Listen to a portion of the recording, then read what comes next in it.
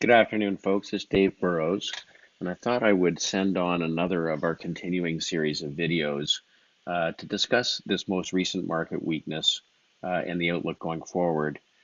We continue to try and tease apart the difference between what was likely a correction versus the possibility that it was the beginning of a bear market. And we've had some additional evidence over the course of the week I thought I maybe could share with you. Most people know that we have had the belief that, like in the 80s and 90s, and like since 2013, we had been going through a short, sharp bull market correction. And to make no mistake, those can be very painful, but they happen very quickly and they tend to be over very quickly. And recovery is substantial over 1, 3, 6, and 12 months. And we've had some additional information over the course of the last week that I think is very useful. The difference between a bull market correction and a bear market that goes on, in the case of 2,700 days or 550 days in the case of the financial crisis, is it tends to be rooted in very weak economic data.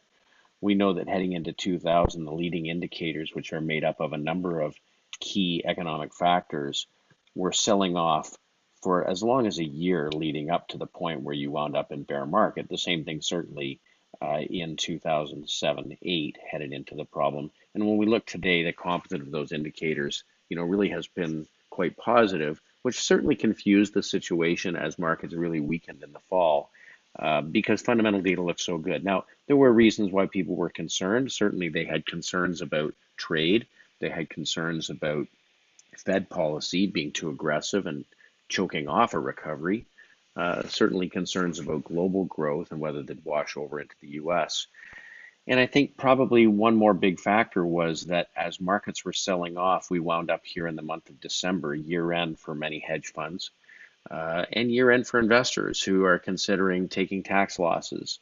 The net of it is we have an investing population that does suffer from PTSD, is deadly afraid of being caught in another longer term bear market. And when we got into December, we saw the buyers just step away. Now, to be honest, we underestimated the degree to which investors had become pessimistic and the degree to which investors were motivated to become sellers. And really, that was quite an extraordinary month of December, prolonged selling to take the S&P down 20.2%. Now, look, there are corrections every year. If we look every year, the intra-year declines, the declines that happen during the year are substantial. This happens. The problem is, in this case, it happened coming into the very end of the year and basically closed the year out toward the lows. And that caused lots of motivated sellers at the end of December.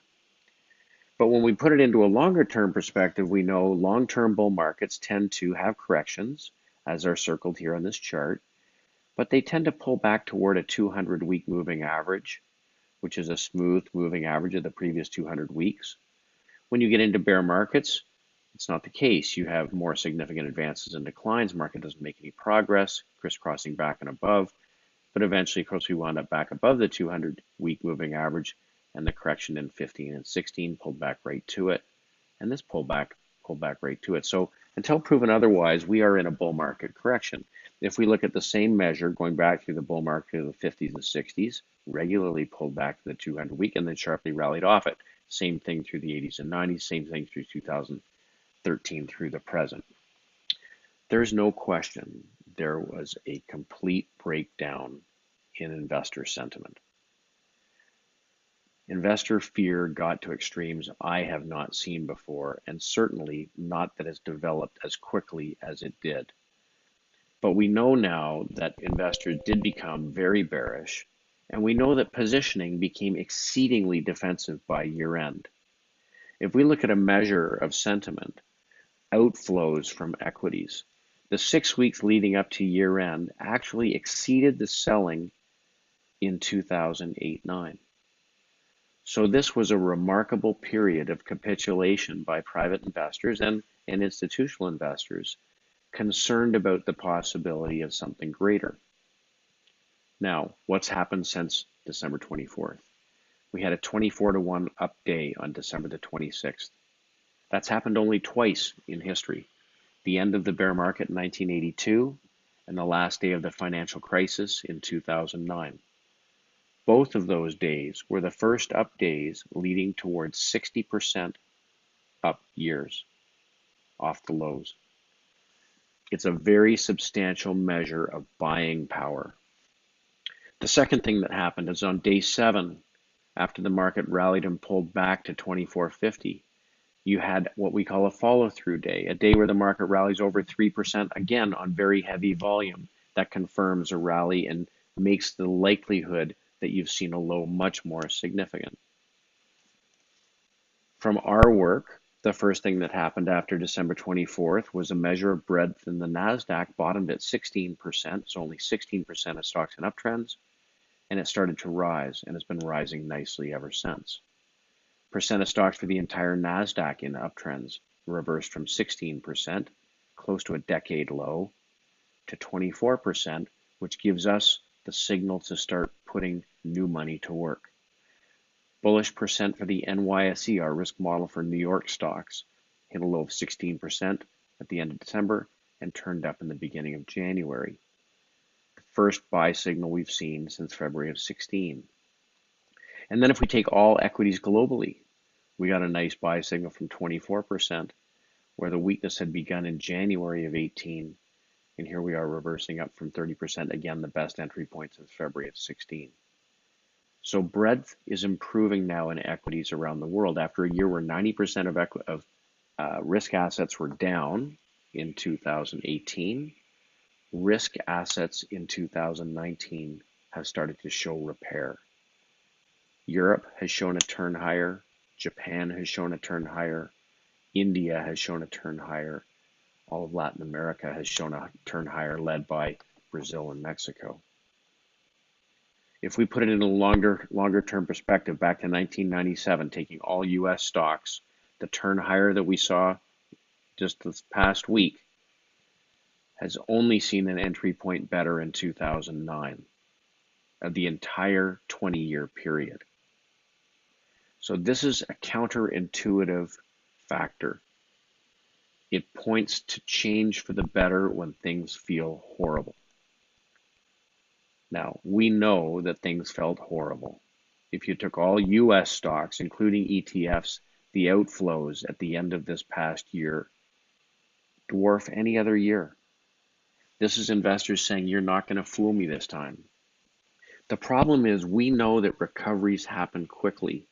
The sharpest sell-offs at the end of a decline are met by sharp advances on the other side of the decline. In the last 10 days, we had something called a breadth thrust. It's happened only 14 times since 1945. It takes the average of the up volume versus the down volume over a 10-day period. A thrust indicates a stock market has rapidly changed from being oversold to one that is much stronger. Of the 14 times this happened since 1945, the market rallied an average of 25% over the following 11 months, a number that I think lots of people would find a surprise.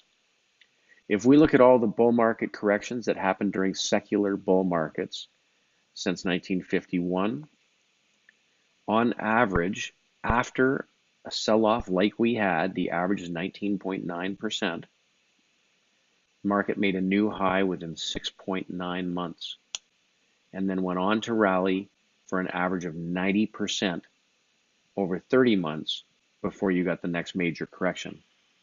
Bull market corrections are one step back before 3 steps forward. The thing we all learned in 2009 is don't get too cute. Don't sit on the sidelines too long.